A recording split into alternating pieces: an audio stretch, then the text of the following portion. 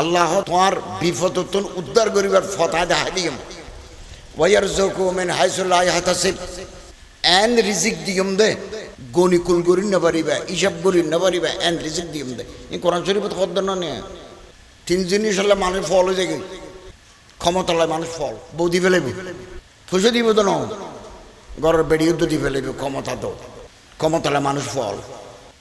উজুর হ মুজুর হ মাস্টার হ ইঞ্জিনিয়ার হ বেগুন দুই টিয়া ফুসাল্লায় মানুষ পাগল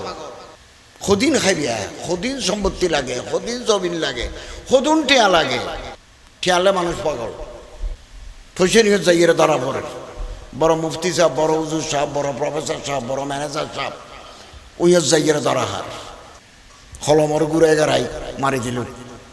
এই পয়সা নিয়ে যাইয়ে আসার হার তিন নম্বর